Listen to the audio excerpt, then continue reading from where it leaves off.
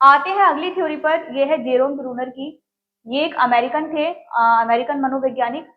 इनका सिद्धांत संज्ञानात्मक विकास पर जोर देता है, ठीक है, जो कि जीन प्याजे के सिद्धांत के विकल्प के रूप में जाना जाता है। जीन प्याजे का सिद्धांत था संज्ञानात्मक विकास के पक्ष में, और उसी के एक ऑप्शन के रूप में इनके सिद्धांत को माना जाता है। तो क्या कहता है इनका सिद्धांत? इनके सिद्धांत के पहले नाम जान लेते हैं। अन्य नाम है अन्वेषण का सिद्धांत। अन्वेषण यानी कि खोज, ठीक है।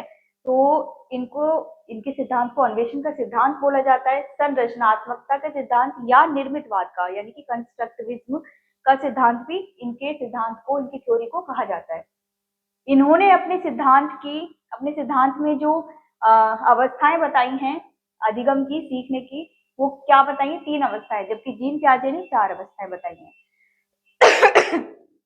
देखिए, जब जीन प्याजे की थ्योरी हम पढ़ेंगे उसके बाद ही हमारी इन दोनों के बीच में जो भी सिमिलैरिटीज हैं, डिफरेंसेस हैं, वो सारे क्लियर होंगे। तो अभी हमें सिर्फ एक को, इसी को देखना है। तो क्रिया निर्माण इनकी फर्स्ट स्टेज है। सेकंड है छायात्मक या प्रतिबिंबात्मक। तीसरी सांकेतिक या चिन्हात्मक, ठीक है। तो क्रिया निर्माण में समझ में आ रहा है कि इसमें क्रियाएं निर्मित होंगी, ठीक है, एक्शन बेस्ड है ये। तो देखते हैं ये कब होती है बच्चे में। इसको इंग्लिश में इनएक्टिव कहते हैं, और ये 0 से 2 वर्ष, 3 वर्ष भी मान के चल सकते हैं आप, किसी किसी ने। अब देखिए 1-2 साल का फर्क आगे पीछे हो सकता है। तो यहाँ पर बच्चे में शारीरिक क्रियाओं का शारीरिक क्रिया देखने को मिलती हैं।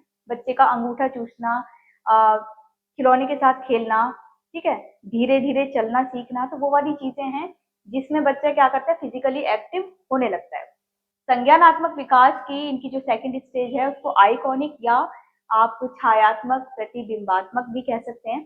तो ये 2 से 7 या 8 वर्ष के मध्य होती है, और इसका माध्यम है, जिसमें सीखने का माध्यम बताया गया तस्वीरों को, इमेजेस को। तो बच्चा विजुअली लर्निंग करता है, यानी कि बच्चे को 2 से 7 वर्ष है, तो आप देख रहे हैं कि यहाँ बच्चा स्कूल जाने लग रहा है, और उसको स्कूल की जो बुक्स हैं उनमें इमेजेस ज्यादा आपको देखने को मिलेंगी। बच्चों को पोयम के थ्रू जब सिखाया जाता है तो वहाँ वर्ड्स कम होते हैं, पोयम या कोई भी स्टोरी है वहाँ इमेजेस ज्यादा होती हैं, बड़ी बड़ी रंग बिरंगी, सुंदर सुंदर, जो बच्चे के इन्वायरमेंट से या उसकी लर्निंग को स्ट्रॉन्ग कर सके, इंटरेस्टिंग बना सके, ऐसी इमेजेस होती हैं। लाइक बच्चे को अगर उसने रियल लाइफ में मैंगो खाया होता है, तो अगर इमेज दिखा दिए कि ये क्या है, तो वो इमेज को तुरंत आइडेंटिफाई कर लेगा कि ये मैंगो है, आम है, ठीक है। तो वहां से तस्वीरों के माध्यम से उसका अधिगम स्टार्ट होने लगता है। तीसरी स्टेज है सिंबॉलिक या कहेंगे सांकेतिक चिन्हात्मक, जिसमें संकेतों, चिन्हों के माध्यम से बच्चा लर्निंग करता है। ये होती है 7 से 15 वर्ष, या 7 से ऊपर आप कितने भी वर्ष का ले सकते हैं। शब्द व चिन्ह के माध्यम से लिमिट रखिए 15 वर्ष, ठीक है, तो आप इसको 7 से ऊपर भी रख सकते हैं, और या फिर 7 से 15 भी बोल सकते हैं। शब्द व चिन्ह के माध्यम से बच्चा सीखता है। मीन्स बच्चे ने तस्वीर देख के पहचान लिया कि ये आम है, तो आप देख रहे हो कि किसी तस्वीर के माध्यम से वो एक वर्ड सीख गया है कि ये आम है। ये तो मैंने एक छोटा सा बता दिया एग्जाम्पल। कोई भी तस्वीर है जिसको वो बोल रहा है कि हाँ ये पहाड़ है, ये नदी है, ये पेड़ है, ठीक है।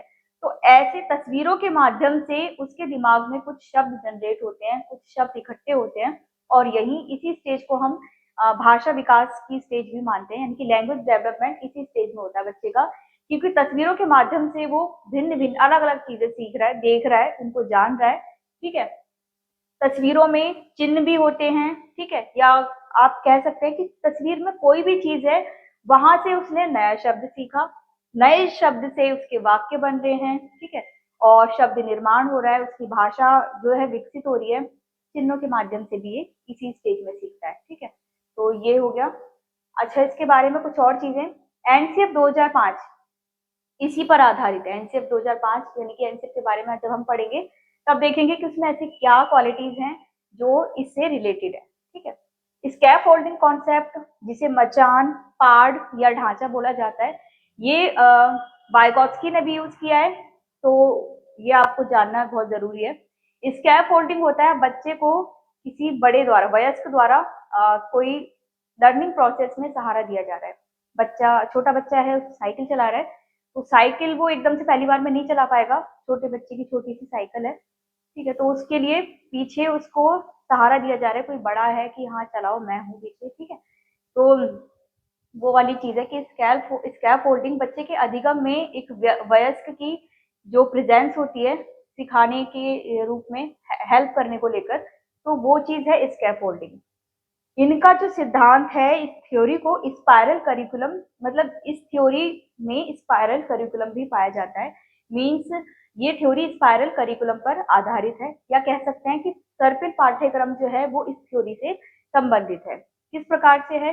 सर्पिल का मतलब हो गया, आपके पास कोई रजिस्टर है, उसमें स्पाइरल हो रखा है, ठीक है, तो बेसिक जो है, बेस जो है उसका, वहां से चीजें बनना शुरू होती हैं, वो सीखना शुरू करता है। धीरे धीरे पूर्व ज्ञान जो है उसका, वो धीरे धीरे क्या होता है, उसका क्रिएशन, उसका डेवलपमेंट होने लगता है और कॉम्प्लेक्स की तरफ चढ़ता जाता है। वो कहने का मतलब ये है कि सिंपल टू कॉम्प्लेक्स जो चीजें हैं उसको इन्होंने एक नाम दे दिया है स्पाइरल। स्पाइरल फॉर्म में कोई बच्चा लर्निंग करता है तो किस प्रकार से करता है? सिंपल चीज सीखी, उस सिंपल चीज को उसने यूज करके उसका दूसरा स्टेप जनरेट होता है, फिर तीसरा स्टेप, फिर चौथा। इस तरीके से स्पाइरल यानी कि सर्पिल पाठ्यक्रम या सर्पिल वे में उसकी लर्निंग प्रोसेस चलती रहती है। तो ये चीजें थी किसके बारे में? जेरोम ब्रूनर के बारे में। आइए देखते हैं अगली थ्योरी। ये है रॉबर्ट गैने की, जो कि अमेरिकन शैक्षिक मनोवैज्ञानिक थे। इनके अधिगम का जो सिद्धांत है वो इन्हीं के नाम पर ही फेमस है, रॉबर्ट गैने या गैने का सिद्धांत। इनकी एक बुक थी जो कि द कंडीशन ऑफ लर्निंग, तो बुक्स आपको स्पेशली याद करनी है। ये कब आई थी? 1965 में। इन्होंने अधिगम के 8 स्टेप्स बताए हैं। ये कहते हैं कि लर्निंग के 8 स्टेप्स हैं, मतलब लर्निंग प्रोसेस में जो चीजें महत्वपूर्ण हैं उनको इन्होंने 8 बताया है। और किस रूप में व्यवस्थित किया है? पदानुक्रम रूप में व्यवस्थित किया है, जिसको हायरार्की कहा जाता है। पदानुक्रम मतलब hierarchy, means simple to complex. सबसे पहले सिंपल लर्निंग का जो स्टेप है, सबसे पहले सिंपल है, फिर कम सिंपल है, फिर कॉम्प्लेक्स है, फिर थोड़ा और कॉम्प्लेक्स, फिर और इस तरीके से इन्होंने हायरार्की ऑफ लर्निंग दी है। इन पदों में, 8 पदों में। तो यहाँ हम देखेंगे जो सबसे ऊपर है ये सबसे लास्ट का प्रोसेस है लर्निंग का, ठीक है। तो स्टार्ट करते हैं यहाँ से। सिग्नल अधिगम, मीन्स सिग्नल के माध्यम से बच्चा सीखता है। अगर लंच टाइम में बेल बज गई तो बच्चे को पता है कि सिग्नल है उसके माइंड में कि हाँ बेल बजी है, अब लंच हम कर सकते हैं। ये किस पर आधारित है? शास्त्रीय अनुबंधन पर आधारित है। शास्त्रीय अनुबंधन यानी कि जो पिछली थ्योरीज पढ़ी हमने, अगर आप उनको अच्छे से तैयार कर रहे हैं तो आपको याद होगा क्लासिकल कंडीशनिंग, इवान पेवलोव की जो थ्योरी थी, जिसमें उन्होंने कुत्ते पर प्रयोग किया था, ठीक है। तो ये सिग्नल अधिगम उस पर आधारित है। सेकंड, प्रेरणा प्रतिक्रिया अधिगम, एसआर यानी कि स्टिमुलस रिस्पॉन्स पर बेस्ड है। ये क्रिया प्रसूत पर आधारित, यानी कि ऑपरेंट कंडीशनिंग जो कि स्किनर द्वारा दी गई थी। इन्होंने एक्सपेरिमेंट रैट, चूहे पर किया था। तो ये वो चीजें हैं। इन दोनों को मैं बहुत विस्तार से नहीं समझा रही, पहले ही हम काफी पढ़ चुके हैं। बस मैं याद दिला रही हूँ कि दोनों थ्योरीज जो हैं वो यहाँ हमारी काम आ रही है। तीसरा स्टेप है लर्निंग का चेनिंग। चेनिंग मतलब आपने जो चीजें सीखी हैं उनको आप व्यवस्थित क्रम में रखते हैं, एक चेन बना लेते हैं। जैसे सरल चीजें अलग हैं, जटिल चीजें अलग हैं, तो वो चीजें हैं यहाँ पर। नेक्स्ट, मौखिक संबद्धता, मीन्स शब्दों से सीखना। बच्चा किसी शब्द का अर्थ जान लेता है तो उसके लिए एक नई चीज सीखनी हो गई। तो इसी प्रकार से शब्दों के माध्यम से उसने जो चीजें सीखी हैं ये वो हैं। नेक्स्ट, भेदभाव, चीजों में डिस्क्रिमिनेट करना। बच्चे को एक तरफ पक्षी दिखाया गया, एक तरफ जानवर दिखाया गया, तो वो आसानी से उसको भेदभाव कर सकता है उसमें कि ये जानवर है और ये पक्षी है ना, एनिमल बर्ड है। मान लीजिए उसको बोला जाए, एक तरफ उसको कुत्ता दिखाया जा रहा है, एक तरफ उसको कौवा दिखाया जा रहा है कि ये क्या है, तो वो तुरंत से पहचान लेगा कि ये चीज है, ये चीज है, और दोनों ही अलग है ना, एक पक्षी है, एक जानवर है। नेक्स्ट, संप्रत्यात्मक यानी कि कॉन्सेप्चुअल लर्निंग, धारणा बनाना। बच्चा अपने दिमाग में बचपन से होता है, हम सबके भी दिमाग में ऐसा रहा है कि कोई हम कॉन्सेप्ट बना लेते हैं कि ये चीज ऐसी होती है, हमें जैसी समझाई गई है ये उसी कॉन्सेप्ट पर बेस्ड है।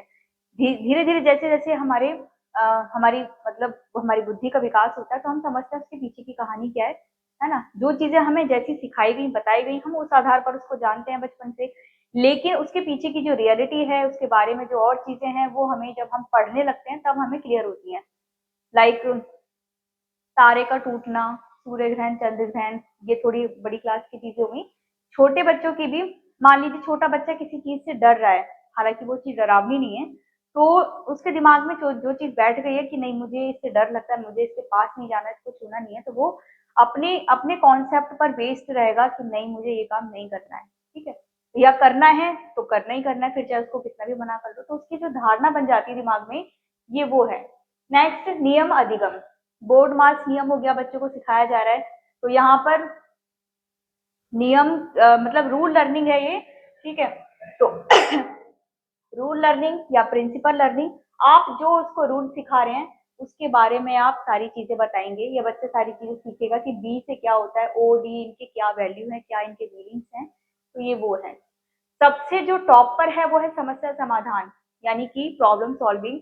अधिगम का प्रयोग करना, आपने जो भी चीजें लर्निंग प्रोसेस में, मतलब लर्निंग प्रोसेस में आप जिन चीजों से होकर गुजरे हैं, उनका आप समस्या समाधान के लिए कैसे यूज करते हैं, और बच्चा किस प्रकार से, क्योंकि यहाँ पर हर बच्चा नहीं पहुंच पाता, या पहुंच पाते हैं तो उतना अच्छे से वो मतलब उस चीज को अप्लाई नहीं कर पाते। तो आपकी लर्निंग प्रोसेस में, या बचपन से बड़े होने तक, या आप ये कह सकते हैं कि हायरार्की में जो भी चीजें दे रखी हैं, वो सारी चीजें से होकर जाने के बाद में, अगर आपके दिमाग में कोई प्रॉब्लम आ गई है, मतलब आपके सामने आपके जीवन में या बच्चे को किसी भी फील्ड में कोई समस्या आ रही है, वो अपने अनुभव के आधार पर जो चीजें वो पहले सीखता है, उनके आधार पर अपनी प्रॉब्लम को कैसे सॉल्व करेगा, ये उस चीज के बारे में बता। आइए जानते हैं कॉन्सेप्ट ऑफ कॉग्निटिव डेवलपमेंट, जो कि जीन प्याजे ने दिए थे। तो ये किस प्रकार से हैं? पहला है अनुकूलन, एडप्टेशन, एडप्ट करने के माध्यम से सीखना।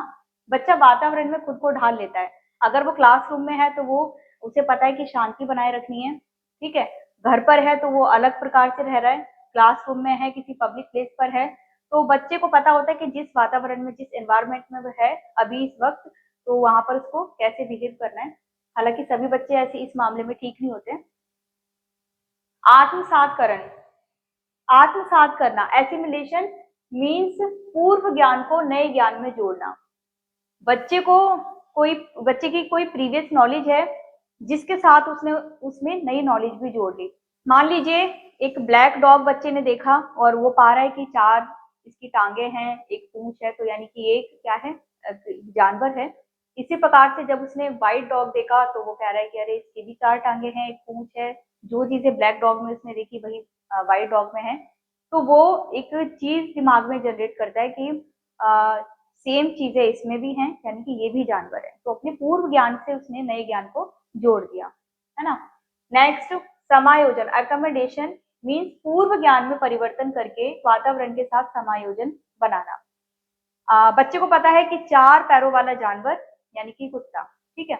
इसी प्रकार से उसने बिल्ली को देखा, वहां भी 4 पैर, एक पूंछ, तो वो कहता है कि ये जानवर है, ये भी जानवर है, क्योंकि वो कुत्ता है तो ये भी कुत्ता है।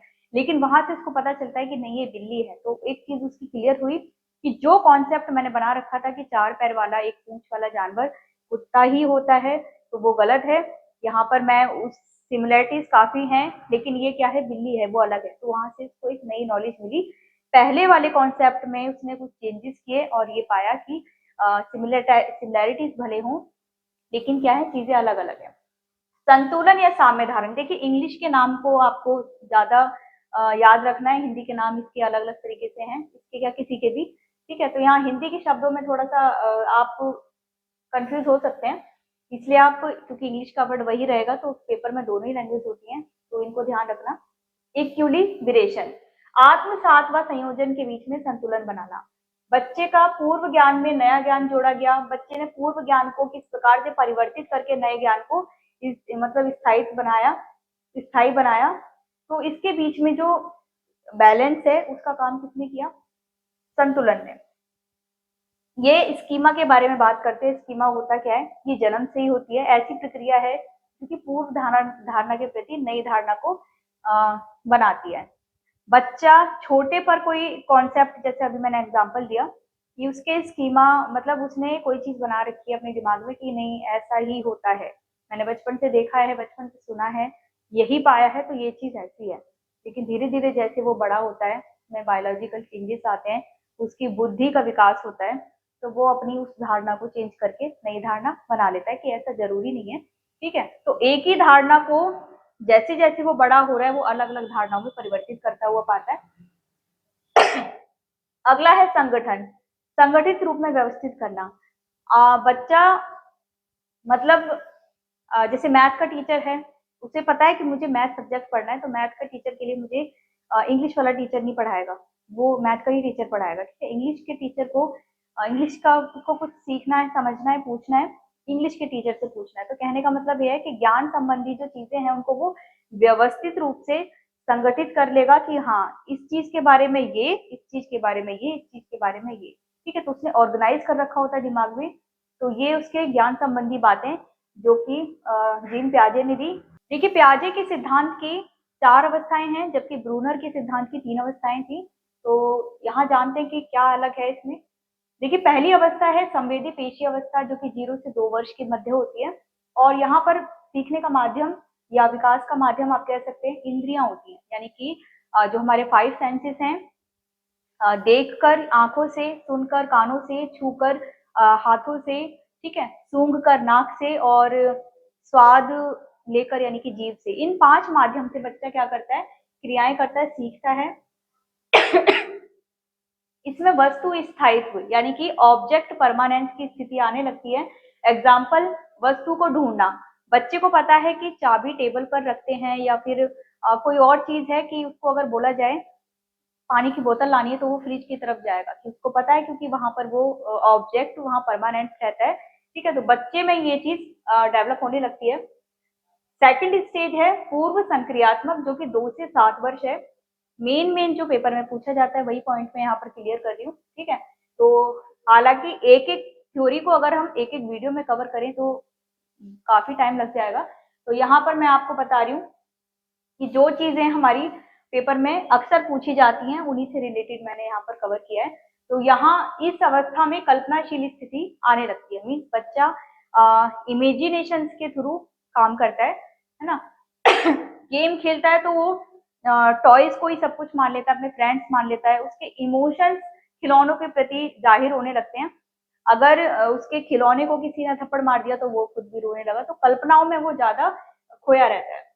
जीववाद, अहम केंद्रिता, अपलटावी, मुद्रा संप्रत्यय, केंद्रीकरण, संरक्षण, क्रमबद्धता, ये सारी चीजें उसमें विकसित होने लगती हैं। जीववाद यानी कि उसको सजीव निर्जीव में अभी कोई भेद नहीं पता होता। अहम केंद्रिता यानी कि ईगो सेंट्रिज्म, बच्चा सिर्फ अपनी अपनी समझता है, अपनी अपनी चाहता है, अपनी ही चाहता है। अगर वो चॉकलेट खा रहा है और अगर वो अपने साथ में बैठे किसी बड़े को चॉकलेट खिला रहा है और बड़ा बंदा नहीं खा रहा है कि मुझे नहीं खानी है, आप खा रहे हो, तो वो रोने लगेगा। उसकी जिद है कि मैं खा रहा हूँ, मुझे अच्छी लग रही है तो आपको भी खानी है, तो वो ईगो में रहता है बच्चा। ठीक है, आप पलटा दी, अगर छोटे बच्चे को, क्योंकि यहाँ पर एज है 2 से 7 वर्ष, तो बच्चा अभी स्टार्ट किया है उसने स्कूल, तो बच्चे को अगर चीजों के बारे में बताया, जैसे स्टार्टिंग में अगर उसको, मतलब मैं कह सकती हूँ काउंटिंग भी अगर हम सिखा रहे हैं कि 1 से 10 तक सिखा दिए, तो रिवर्स काउंटिंग में उसको सीखने में टाइम लगेगा। या अगर हम ऐड, मतलब एडिशन की बात करें, जमा के जो सवाल है, तो मैंने अगर 2 4 6 लिखा है, तो अगर मैं 4 2 पूछ लूँ तो वो एकदम से नहीं बता पाएगा। तो चीजों को पलटने वाली जो चीज, मतलब चीजों को पलट कर सीखना उसको अभी इतने अच्छे से नहीं आता है। ठीक है, मुद्रा संप्रत्यय, मैंने 10-10 के 2 सिक्के ले रखे हैं या 5-5 के 4 ले रखे हैं। ठीक है, तो वो 20 रुपए हो गए और मैं उसको एक 20 का नोट पकड़ा रही हूँ, तो वो नोट की अपेक्षा, क्योंकि उसको ज्यादा वाली चीज ज्यादा अट्रैक्ट करेगी। हालांकि कुछ बच्चों में ये भी पाया जाता है और आजकल खासकर कि वो नोट को ही लेंगे। ठीक है, सिक्कों से मतलब नहीं उनका। फिर भी मैं बता रही हूँ आपको, ज्यादा से सिक्के हैं या ज्यादा सी मात्रा में कोई चीज है और उतनी ही वैल्यू की कोई कम मात्रा में चीज है, तो वो वैल्यू नहीं समझता, उसको बस ज्यादा चीज चाहिए। तो यहाँ पर वो चीजें मुद्रा संप्रत्यय के एग्जाम्पल के तौर पर है कि मुद्रा के रूप में अगर उसको समझाया जाए कि इसकी वैल्यू भी उतनी है, तो वो नहीं समझेगा। केंद्रीकरण, बच्चा केंद्रित हो जाता है, अगर वो खेल रहा है तो उसका सारा फोकस उसी में ही रहेगा, है ना। तो किसी भी चीज को करने में जिसमें उसको इंटरेस्ट आ रहा है वो उसमें क्या हो जाता है, केंद्रीकृत हो जाता है। अगर उसको फोन पकड़ा रखा है तो उसका ध्यान, उसका जो केंद्र है वो फोन में सिर्फ गेम खेलने से मतलब है, उसको नहीं पता कि इसके क्या क्या यूज है, उसको उससे मतलब नहीं है। जो भी ऑब्जेक्ट उसके पास है, कोई डिवाइस है, गैजेट है, टॉय है, वो अपने मतलब की चीजों से ही मतलब रखेगा, फालतू उसको नहीं कुछ लेना देना। तो वो अपने केंद्रीकृत रहता है किस पर, जो चीज उसको खुशी दे रही है। संरक्षण कंजर्वेटिव टाइप होता है बच्चा। अगर आप साइज में, शेप में चेंज कर देंगे तो उससे वो प्रभाव मतलब उस पर कोई प्रभाव नहीं पड़ेगा। वो क्वांटिटी को ज्यादा महत्व देगा क्वालिटी के हिसाब से। अगर एक कप में दूध है और एक गिलास में दूध है, दोनों की मात्रा सेम है, साइज का ही फर्क है, तो उसको क्या चाहिए, उसको मात्रा से मतलब है कि कप भरा हुआ है, मुझे कप का ही पीना है, गिलास में आधा है तो मैं वो नहीं पीऊंगा, है ना। तो ये चीज है। क्रमबद्धता, सीक्वेंस वाइज चीजों को लगाना उसको अभी इतने अच्छे से नहीं आता है। अगर उसको पेंसिल दी जाए अलग अलग साइज की, एक छोटी है, उससे बड़ी, एक उससे बड़ी, तो कहा जाए कि इनको सीक्वेंस वाइज लगा, तो अभी उसकी समझ इतनी विकसित नहीं होती है कि वो क्रमबद्ध यानी कि सीक्वेंसेस सीरीज वाइज इसको लगा सके। देखिए थर्ड स्टेज है मूर्त संक्रियात्मक यानी कि कॉन्क्रीट ऑपरेशनल। इस स्टेज में जो आयु बताई गई 7 से 11 वर्ष के बीच बताई गई है, और यहाँ बच्चा वस्तु को देखकर क्रिया करता है या चिंतन करना शुरू कर देता है। मीन्स बच्चे के सामने कोई वस्तु रखी है, अब उस वस्तु से संबंधित उसको कुछ काम दिया जाए तो वो उसको देखकर ही कर सकता है या उसको देखकर ही सोच समझ सकता है ना। तो जो चीजें हमने यहाँ देखी पूर्व संक्रियात्मक, ये थी काम करने से पहले की स्थिति, यानी कि सिर्फ कल्पनाओं में खोए रहना, उसमें काम का ज्यादा महत्व नहीं है। तब जो चीजें वो नहीं कर पा रहा था वो इस स्टेज में, यहाँ मैंने लिखा नहीं है, इन्हीं चीजों को आप दोबारा से पाएंगे कि यहाँ पर वो करने लगता है। जीववाद में उसको भेद समझ में आ जाता है। अगर जानवर और पक्षी दोनों हैं तो उसको ये समझ में आ जाएगा कि ये जानवर है, ये पक्षी है। फल सब्जी में भेद करना आ जाएगा। ठीक है। अहम केंद्रित वो इतना नहीं रहेगा इस उम्र की अपेक्षा। अपलटावी, उसको चीजें पलट के समझ में आने लगेंगी। मुद्रा संप्रत्यय उसको आ जाएगा।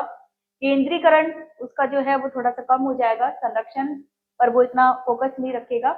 क्रमबद्धता उसकी आ जाएगी। जो चीजें यहाँ पर नहीं हो रही थी वो अब इस स्टेज में हो जाएंगी। यहाँ पर एक चीज और आती है, आगमनात्मक तर्कना, यानी कि तर्क करने की जो स्थिति है। उदाहरण आधारित चीजों पर तर्क वो किस प्रकार से करता है, पहले आप किसी चीज का उदाहरण देंगे, उसकी इंपोर्टेंस बताएंगे और फिर उससे संबंधित कुछ क्वेश्चन पूछेंगे तो वो तुरंत से जवाब दे देगा। जैसे कि मैंने अगर बच्चे को पेड़ की इंपॉर्टेंस के बारे में बताया, ट्री की इंपॉर्टेंस के बारे में, कि पेड़ हमारे जीवन में कितना महत्व रखते हैं, ये किस प्रकार से बढ़ते हैं, ठीक है, क्या क्या इनके काम है, किस प्रकार से हमारी हेल्प करते हैं। फिर मैं उनसे क्वेश्चन करती हूँ कि हमें ऑक्सीजन कहाँ से प्राप्त होता है, तो वो सीधे से बता देंगे पेड़ों से, क्योंकि मैंने उसके बारे में उनको पहले ही समझा रखा था। ठीक है, तो ये चीज आ जाती है उनमें। फोर्थ स्टेज है औपचारिक संक्रियात्मक, जो कि 11 से 15 वर्ष के बीच होती है। यहाँ पर संज्ञान की सर्वोच्च अवस्था पाई जाती है, यानी कि बच्चा जो है, एज ही आप देख रहे हो, यहाँ पर काफी परिपक्व हो जाता है, मैच्योर हो जाता है। इसमें बच्चा अमूर्त चिंतन करना प्रारंभ कर देता है। मीन्स इसमें यहाँ था मूर्त चिंतन, ठीक है, वस्तु देखकर इसको मूर्त चिंतन कहा जाएगा, यानी कि वस्तु को देखकर ही वो सोच समझ पा रहा है, कुछ काम कर पा रहा है। जबकि यहाँ पर अमूर्त चिंतन उसका शुरू हो जाएगा। अगर मैंने मान लीजिए कोई जगह का नाम बोल दिया कि हम गोवा घूमने जाएंगे, तो ऐसा नहीं है कि गोवा उसके सामने हो तभी वो समझ पाएगा कि गोवा, गोवा से हाँ कि हाँ कोई ऐसी जगह है, समुद्र है, जो भी है, उसकी इमेजिनेशन फास्ट हो जाती है सोचने समझने को लेकर। तर्क करने की शक्ति उसकी पहले से अच्छी डेवलप हो जाती है। निगमनात्मक तर्कना, यानी कि अब वो नियम आधारित तर्क करता है। पहले आप उसको रूल बताएंगे और उसके बाद उससे क्वेश्चन करेंगे। यहाँ पर था एग्जाम्पल देते तब क्वेश्चन करके, यहाँ रूल बता दिया, अब उसको करके मतलब करने को छोड़ दो। उसको बता दिया कि बोर्ड मास का रूल ये है, अब उसको काफी सारे क्वेश्चन दे दो आप, तो वो क्वेश्चन कर देगा। तो ये चीजें थी किसके बारे में, जीन प्याजे के बारे में। इनकी आलोचनाएं भी होती रही हैं। तो मुख्य आलोचनाओं के रूप में हम दो चीजों को पाते हैं। ये बोलते हैं कि पहले विकास होता है फिर अधिगम होता है, ठीक है, जबकि वाइगॉट्स्की बोलते हैं कि पहले अधिगम होता है, पहले बच्चा सीखेगा, उसकी लर्निंग होगी, देन डेवलपमेंट होगा। इनका इनका जो है वो उल्टा है कि नहीं, पहले विकास होगा उसके बाद ही अधिगम होगा। ये बोलते हैं। अपनी दूसरी आलोचना के संबंध में जो इनकी चीज है वो ये है कि ये कहते हैं कि मानसिक विकास के चरणों के क्रम को इन्होंने अपरिवर्तनशील बताया है। मतलब मेंटली डेवलपमेंट बच्चे का होता है, तो उसमें जो स्टेजेस आ रही हैं उनको इन्होंने कहा है कि ये चेंज नहीं हो सकती, इनका सीक्वेंस जैसा है वो वैसे ही रहेगा। हालांकि अगर आपको इन्वायरमेंट यानी कि बच्चे को अगर अच्छा वातावरण प्रदान किया जाए तब बच्चा अच्छे से अपनी स्टेज से ज्यादा सीख सकता है। एक बार दोबारा से रिपीट कर देती हूँ। इनकी दूसरी आलोचना जो कि प्रमुख है, एक आलोचना ये थी कि ये पहले विकास को प्राथमिकता देते हैं, उसके बाद बोलते हैं कि अधिगम होगा, जबकि वाइगोत्स्की कहते हैं कि अधिगम पहले होगा, विकास बाद में होगा। दूसरी आलोचना के संबंध में जो बात है वो मैं दोहरा देती हूँ। इनका मानना है कि मानसिक चरणों के, मानसिक विकास के जो चरण हैं जिस प्रकार से ये बता रहे हैं, इन चरण में हर क्रम को जैसा रखा गया वैसे ही पाया जाएगा, ये परिवर्तन नहीं कर सकते। ठीक है, मतलब बच्चा 7 से 11 के बीच में जो चीजें सीखेगा वो उसी स्टेज में सीखेगा, ऐसा इनका मानना है। लेकिन दूसरी तरफ ये भी कहा जाता है कि अगर उसको इन्वायरमेंट अच्छा दिया जाए तो वो 11 से ऊपर की चीजें भी इसी एज में सीख सकता है। तो इस बात पर काफी मतभेद रहे हैं। तो आपको ये क्लियर हो गया होगा कि इनका क्या कहना है, बाकी का क्या कहना है। हमें खैर कंपैरिजन नहीं करना, हमें तो बस पेपर के लिए इतना समझना है इन्होंने अपनी स्टेजेस में क्या चीजें बताई हैं, कौन सी विशेष है, महत्वपूर्ण है, और बाकी ने कैसी बताई हैं। जो चीजें आपस में मिलती हैं, जो सिमिलैरिटीज हैं, डिफरेंसेस हैं, वो चीजें यहाँ से क्लियर हो गई होंगी आपकी। तो ये थ्योरीज हमारी सारी कंप्लीट हो गई हैं।